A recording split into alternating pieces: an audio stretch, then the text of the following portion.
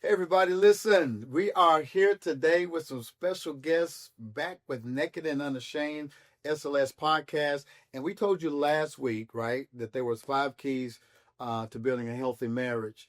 And we talked about this wonderful piece that we're going to do together called March on Marriage. And today we are excited to have our very special guest, Pastor Terrell Monger, Senior Pastor of One Accord, and his lovely wife, Lady Tiffany Monger, and of course, my boo and my baby, Miss Rhonda, First Lady Rhonda Spencer is here. And so we want to talk about marching for marriage. Yeah. And so I want you to stay tuned because I feel like I got some of the most prolific, one of the most prolific couples in the city who are passionate about marriage. They have been for a long time. And we're going to come back and just chop it up on why marriage is still important. Yeah. So stay tuned. We'll be right back.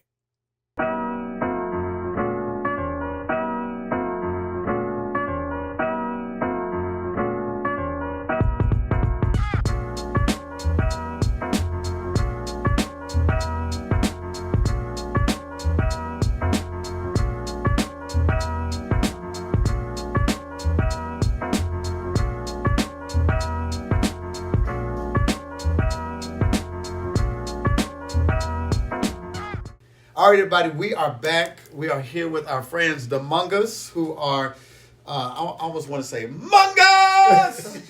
Like mustard. Come on with it. Come on with it. But they, what was it, about a year ago, Yeah. they reached out to us and they asked to be part of something I think was just a beginning of something amazing. Lady Tiffany, before I go to your husband, Okay. I think it was you who came up with this idea of March on Marriage. Why? Yes. Well, it came from an inspiration, Apostle. I was looking at something on TV and it gave me pause. And the thing that really bothered me when it was they were coming for our kids, and that disturbed my spirit being a woman of God. And so I took that frustrated conversation to my husband. And in that moment while I was talking, I said, you know what? Wait a minute. God clearly let me know why you mad at them for being excited or what they're proud of. Wow.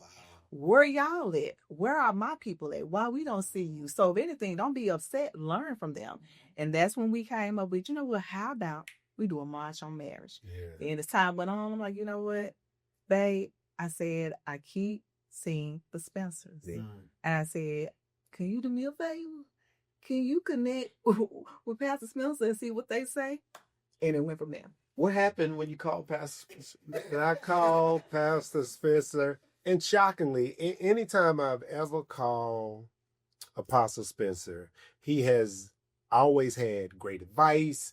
He was always open, always welcoming, always willing to contribute.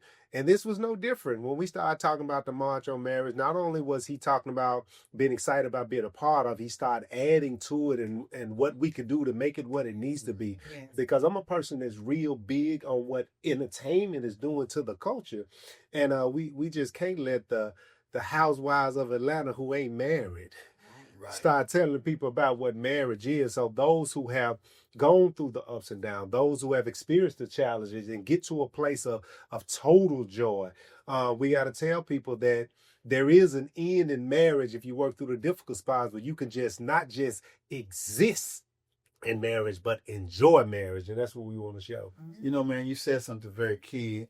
And just one basic principle. You want to hang with people who are trying to stay married. Absolutely. Come on. Absolutely. You know what I mean? Yeah. You, especially in ministry, right? In ministry, there is this underculture, this subculture where, you know, preachers go out of town and preach and they got the girlfriend on the side. This is my girlfriend. That's the real. This is my wife. Yeah. This is my best friend. Yes. And so we are trying to keep that together and to see y'all and the love and the chemistry that y'all have and to know your story. Man, I'm like, I want to kick it with them. And so just going out to dinner Yes. and hanging out Right. showed me that we got something in common Yes. and we need to come together for this. Absolutely. Because Pastor Monger, we heard Commissioner Charlie Caswell Right. in a meeting we had about men and men coming together. He said a statistic around 34% of African Americans are married now. Yeah.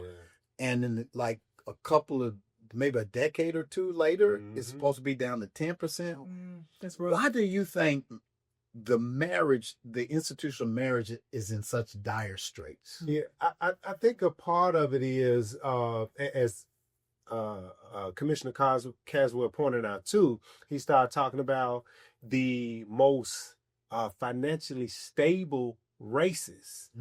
I think it has changed. The dynamics changed. It's the Asian, it's the Indian, then it's the white community, then the black community, and it was related to them being married.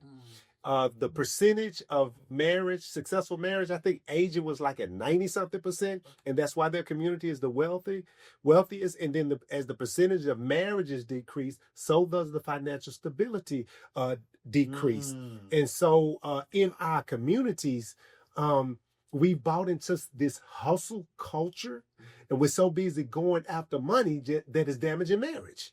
But it should be the opposite. If you enhance the marriages, it helps with the money and the finances. The quickest way out of poverty is great partnership. And so I think in our community, we send the wrong message. We're so busy trying to look successful than to do the things needed to be successful. And that's to build strong, healthy families that build strong, healthy communities.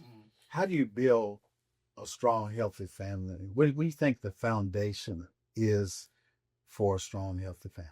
Well, I would think that the two-parent household helps contribute. Not saying that a single home cannot help build a healthy marriage, but I think the foundational of a mom, a dad, working together in concert together, raising the children, it presents that forward thought of, hey, this is stable, I'm taken care of, I'm safe.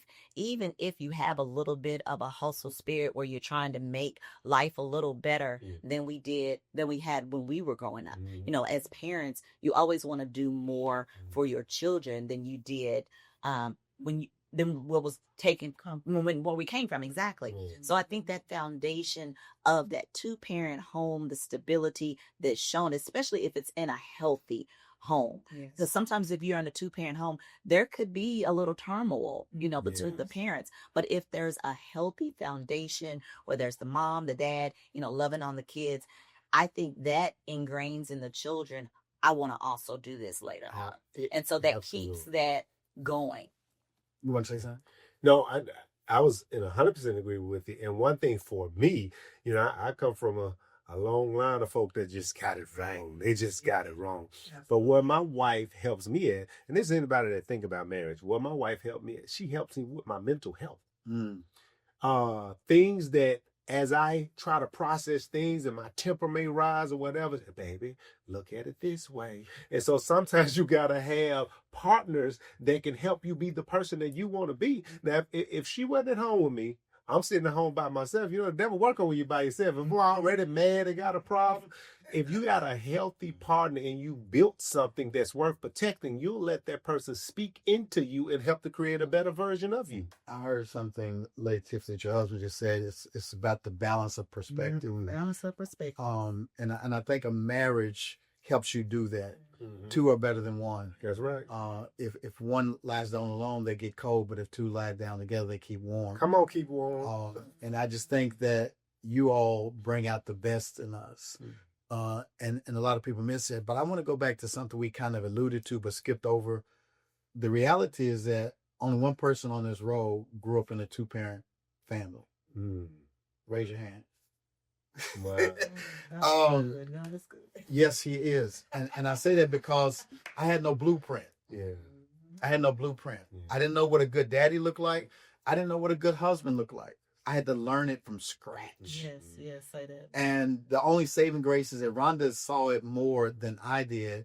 And so she brought that into the marriage, but we had to learn a lot of things. And y'all are courageous enough to talk about, I think you got a book about it, how you almost lost each other when you first got married. Can you talk a little bit about that? And how do people who come from broken families, dysfunctional families, where they did not see a mom and dad, how in the world can you make it when you ain't seen it? And it really starts with a positioning of the heart. Like when I met my wife, it was easy to fall in love with her. Not because she's beautiful. Matter of fact, her beauty was the hard part. I was on my Prince. The beautiful ones hurt you every time. I was like, You thought she was gonna hurt you, man? Man, I was like, I don't want no parts of that. The rib bones is high maintenance. Wait, hold up now. I got one. I know what I am brown. I don't know what you're talking about. I don't know what you're talking about. Go ahead. I'm sorry, man. Yeah, and then, but when we talked, man, I just loved her hard. I mean, and even her desire to do better and want better, even as she talked about some of her relationship challenges, I saw she really wanted something special. And so did I, because I come from a dysfunctional home, and I saw my mother abused. I saw my sister treated bad. And I always wanted to be the type of man that I wish my mother and my sister had. And so it was on our first date. I'm thinking to myself, that's my wife. I didn't tell her because I didn't want to scare off, Be like, the Lord told me. No. But as we started to talk, falling in love was the easy part. The dynamics of family and trauma and challenges, that got in the way, because it was like, and we actually, before we got married, we had our wedding date set. And we couldn't agree on what was more important, buying the house or giving her the wedding she wanted. That's a whole nother y'all. No, I don't got time. I wrote about it in the book, though. But we couldn't even agree on what was more important. And my view was, well, we're going to live in the house. The marriage is for a day. And her comeback was, well, you've been divorced. It ain't that important to you. And so, as much as we loved each other, the different perspectives in life almost made us miss out on what we have now. And so we had to walk together and spend time together and go through challenges together to even see that we were really meant for each other. And what the enemy meant for bad, God made it good. And if I can just say this, you all, to simplify it for me, I say this all the time. I had to unlearn what I learned. That was it. I knew, they say you can learn what to do and what not to do. And I had to unlearn what I learned. I knew the life that I wanted, and I had to be willing to release the thoughts, the images of what was normal in the space that I grew up in that I didn't like, and try to create a path with me and this man right here that works for us. And it's a quote that I read where it says, a lot of people see your successful marriage, but they don't see, but it's a season that they don't see. Meaning you just see, oh, y'all look so good, beautiful pictures, man, she's fine and sexy, she's, I don't know what y'all been through. I don't know what those challenges you had to work through. I tell my husband all the time, I'm thankful for him. But let me let you know this. I am not crazy. I'm aware of that you got some quiet thoughts, some temptations, some struggles that you don't tell me nothing about. But just because you don't tell me, please don't think I don't know that they're there. I know you choose to be who you are. So you just don't wake up saying, I can say all day, I want to be a good person, I want to have a good diet, but then they go a cupcake. And I got to choose what I want to partake in. Sounds personal. Yeah. No, but I'm just saying, Apostle, but I let him know that I don't, even though I appreciate the things that I see and that I don't see. And I don't take it for granted. What do you do as a wife, baby, for the things you don't see, but you know that your man is struggling with? How can a woman come along and support him so he can live out his best intentions? That's good. Well, being there, for those quiet thoughts, because we have that discernment, and, giving our spouses the opportunity and the space to be who God has created them to be, and being comfortable enough for them to communicate those underlying inner thoughts so that you can work through them. Yes. Because not only does a man have those inner thoughts, we may have some intrusive thoughts, but we may not act on them or just get them out of our mind and go on busy with our day because we're dealing with children, homework, taking this child to this practice, I got to get dinner before 7 p.m., all those things that we choose to do in our relationship and our roles.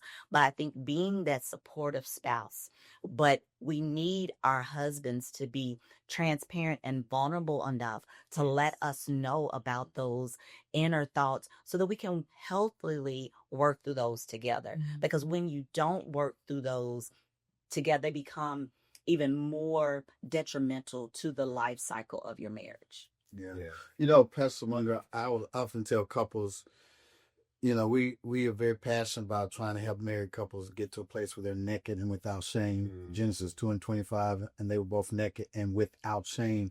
And we talk about intimacy, but being naked is not just about taking your clothes off. Yeah. Being naked, a lot of people don't have a problem taking their clothes off. They have a problem being emotionally naked. How would you encourage men out there to be emotionally naked with their wives? And it's funny you mentioned my book. The name of the book is Born Not to Know. And the reason I titled that is, who said you were supposed to know? And I think the biggest form of humility is considering the fact that you could be wrong. And so what helped me be vulnerable with my wife is say, okay, Terrell, I don't think I ever told you this. Okay, Terrell, if you knew, you wouldn't have got divorced the first time. So why do you look at it as you have experience? Maybe you need to learn this one. Wow. Maybe you need to learn her ups and downs. Maybe you ought to get to the point where the Bible says a man who thinks he knows does not yet know as he ought to. And I think even though she looked up to me, she admired me, she thought I was smart, the only way I could learn this woman is to say, Terrell, you don't know nothing. And I think what turned our marriage around, this is God. The thing that turned our marriage, come on, lean in. The thing that turned our marriage around is when I was speaking at a technology conference in Rome, Georgia, and I'm killing it. When you're in your mode and you work in the room, and after it was over, the IT manager came and said, well, it's hard to talk to some of these people one-on-one. They were from Europe and Spain and Spetagoras and all that. He said, you had the whole room captivated. And at that moment, God said, you can talk to all these people and you can't even talk to your wife. And I called her. Wow. We were one court date away from divorce. And I called her and said, can I learn how to be your friend?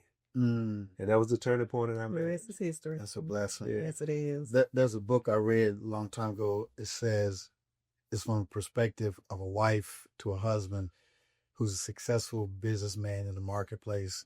And one day she came in and she was so frustrated. And he's like, what is the problem? She's like, you spend more time pouring into the people you work with and building them up.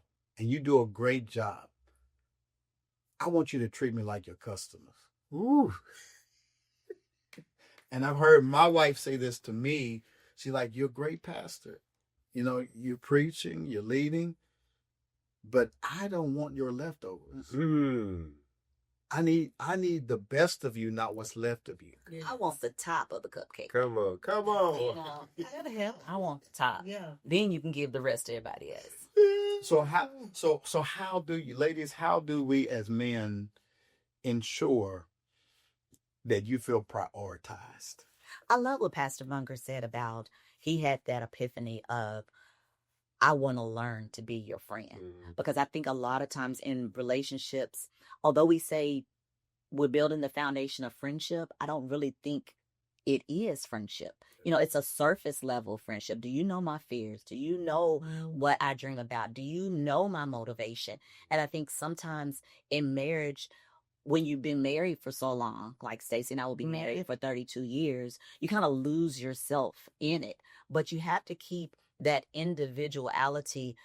Both of you have to keep your individuality, but then mesh it together. So learning each other's proclivities, learning what you like, what you don't like, and being able to adapt when those things change. Because as we age, those things are going to change. What I desired, my purpose in life when I was 20 is very different from this 55-year-old sitting right here. Absolutely.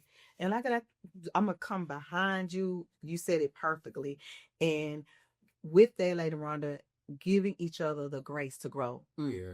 As we communicate our desires, some of it could be clockwork and some of it might require a little room of grace, because let's be honest, we can sometimes tend to get set in our ways. Yes. Unintentionally. Mm-hmm. So yeah, everything you said with putting in the fact that I'm gonna give you the grace to grow while I, communicate my desires as well. Y'all was reading the other day where Lala Anthony said that she believes that marriage is dead.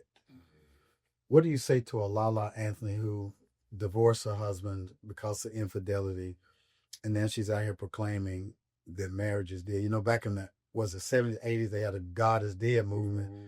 I think now we're living in an era where people are saying marriage is dead. What would you say to people? Yeah.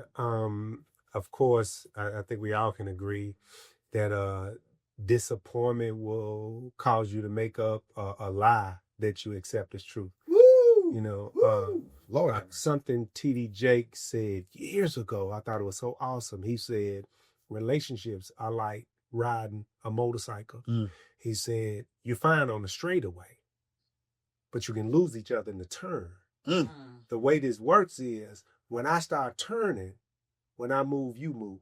Just like because if you try to stay up and I'm turning, you're going to fall off the bike. And I think that's what happened. We know how to go to the fine restaurants. We know how to go on the trip. But what happens when he loses his job? What happens when you lose a parent? What happens when you go through a traumatic situation? And I think that's what happens with people. And a lot of men, the minute something changes at home, we feel justified to go get what we should have got. Instead of leaning into our partner, we go find another partner and put on side like a spare tire. I was talking to one of my young men the other day, and he just came out of a 3-year relationship with a girlfriend. And he said, well, the way to get over somebody is to get under somebody. I've heard that before. You've heard that before? Uh-huh. But I like what you said. The way to stay with somebody is to lean into them. Yeah. And the death toll of marriage is when couples turn away from each other and not toward each other. Come on. And so I think this is why March on Marriage is so important, is that we're getting married couples in Memphis in the tri-state area to come back and turn towards each other, to show people that there's a remnant of married couples who still believe in the institution of marriage and that there's sanctity in it and there's value in it. I got a question. When you were saying naked and unashamed, Apostle Lady Rhonda, naked, most times people think undressed, like you said, physically undressed.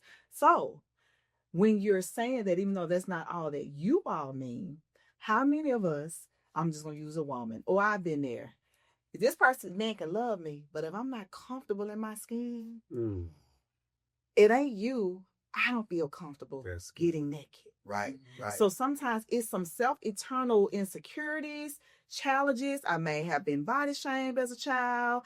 And so just using it from a physical standpoint. So if I don't feel comfortable in my skin, the word naked is like, oh, not that somebody's done something wrong. I got my own stuff that I'm fighting with. Yes. So that word could be uncomfortable. Same thing from a spiritual, physical thing. So if I'm uncomfortable spiritually, or I haven't been in a space that allows me to, my voice to be heard, or I haven't been affirmed, when I get in a space that say, hey, you can be naked and unashamed with me, or let's just say I took a chance being naked unashamed with a past relationship, only for him to throw it back in my face. Now I'm gonna cover back up because I got undressed before you. I told you all my deepest secrets, and you threw it back in my face at the worst time. So now that this good man come and he's giving me that freedom to do it, it's like, what you want to say to it? Okay.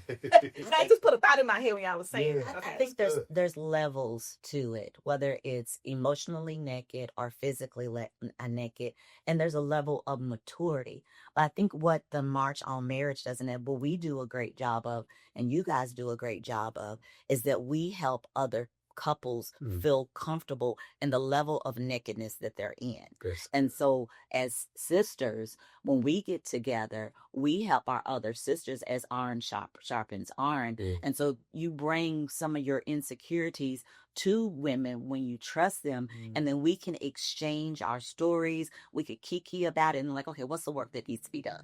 And so we help each other with the nakedness, and that in turn transfers over to our home with our husbands on, hey, what do you think about this? You know, oh, you hurt my feelings on this. You have a new way of communicating with your spouse, words that you didn't automatically, you know, a way to communicate, a new language to say something to your spouse that you may have not thought of before, but you got that wisdom from an older sister or even a newly married sister because you've been in throes of marriage for so long. You're like, shoot, whatever, I ain't doing this. You know, you stuck in your ways. And so you have to really evolve your mind to thinking, no, I am in this marriage for life. What do I need to do to change my ways? Because he can't change me. I have to change my own ways.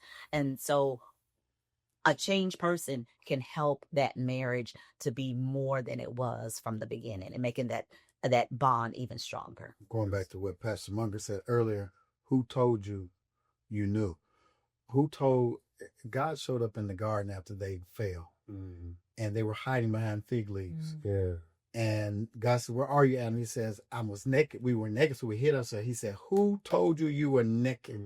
And what Rhonda and I have set out to do in our marriage ministry, Naked and Unashamed, is to get to the bottom of that question. Where did the shame come from?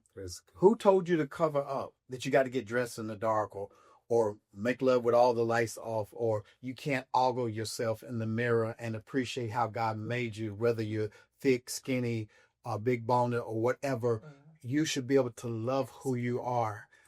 And I think that is our mission, to help people unlearn the shame. That's good. What do you think, Pastor Monger, is the key to removing impediments as it relates to intimacy? Because when couples are not intimate and not connected, not making love, it leaves room for the enemy to come in to think you're missing out on something.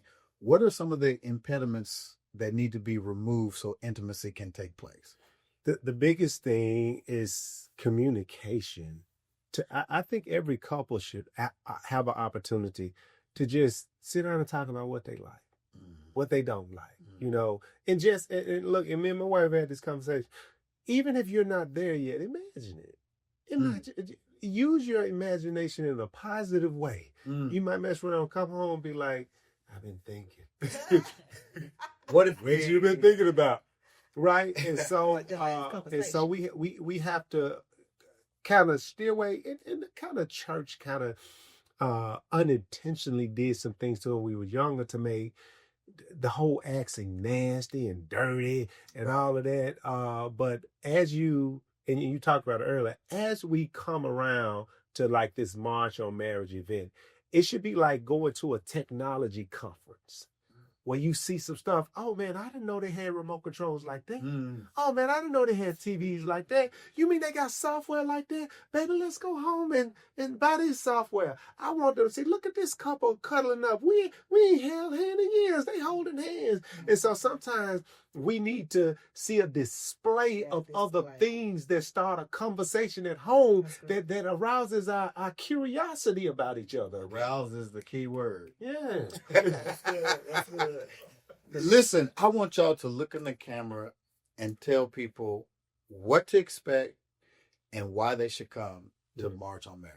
Yeah, I would say let this serve as a vacation from what you thought marriage was. You know, we do different things when we're on vacation. We'll walk places we didn't go. We'll see things we didn't expect. Let this be a place where you can step outside of what you've been used to and start imagining what you can do and what you can be around other couples. We got nice music playing. We got games out there. We're just going to be school kids in love again, if only for a day.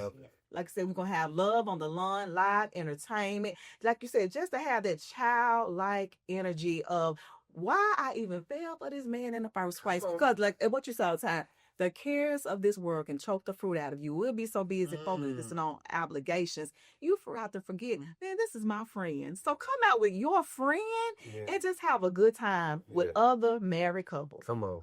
I think the simplicity of this movement is more than just a march. You know, this movement is that the symbolism will far exceed what has been taking place before. You know, just the symbolism of all the couples and the fun, you know, being on the lawn, dancing with your spouse, you know, that in itself will help heal some hearts and also get some other people to start thinking, you know, let me act right in my marriage. You know, let me step outside myself and be with this man or be with this woman wholeheartedly, you know, hand in hand, walking less than a mile, coming back, enjoying each other. You know? Yep. If you want something different, you got to do something different. That'll help. And I think that this March is your opportunity to get to Memphis, Tom Lee Park, March 15th, 9:30 in the morning. 9 o'clock in the morning. 9 o'clock in the morning. And then around lunch, it's get ready to get crunk. We got J Buck coming to give us some R&B music. BYOB, bring your own blanket and behave on your blanket. We're gonna have food trucks. And it's going to be amazing. Now you can get some sugar or something, but you know, it's going to be in the daylight. Got to keep it kosher. But I'm telling you, I'm excited. We got how many couples have signed up? It was at 186 last time I checked. Listen, y'all, why don't y'all make it 200? I need y'all to go sign up today. All you got to do is today the last day. When's the last day to get the t-shirt? Man, it was 2 days ago. It was 2 days ago. But you can come out. Oh, but he said, you know what? He said they can do it up till Wednesday. He'll be ready. So this is showing Monday. Just come. Just come, and we want you to be a part of it. It's going to be amazing. Anything else y'all want to say as relates to marriage and why this movement is important before we let go? Yeah, I want to thank the both of you for saying yes. And it just speaks value. My wife don't fool with many people. And the fact that you guys were the first names that came to her mind shows the impact that you are making on couples around the cities. Praise God. Yep, those are that word. Praise God. Well, we don't fool a lot of people either. And you all are the most genuine, loving, out-of-the-box couple that we have met. And we just want to keep the relationship going. And we want to bless a whole lot of married couples. So if you're seriously dating, married, you want to come and be a part of this weekend because it's going to be exceptional and it's going to keep growing. We got J Buck this year. Who knows? We might have Jill Scott next year. We might have a whole weekend conference down by the river. We're not only just celebrating Black love because it is Black Love Month. But we're celebrating love for all couples. So if you're red, yellow, black, white, Indian, rich, poor, Latino, it does not matter. We want to help you take care of the first institution that God ever made, and that's the institution of marriage. So thank y'all for tuning in on tonight. We appreciate it. Listen, if this blessed you tonight, this conversation blessed you, I want you to like, I want you to share, leave a comment. But please share this with all your married couple friends and your seriously dating friends. We love you guys. And we're going to see you March on Marriage, March 15th, 9 a.m., Tom Lee Park. It's about to go down. Tom Lee Park to Marta Park, right? Yeah. It's Marta's Park. Marchonmarriage.com. You'll get the route. You'll get the directions, everything. Marchonmarriage.com. All right, everybody wave at them. We'll see y'all there. Take care. We'll see you soon.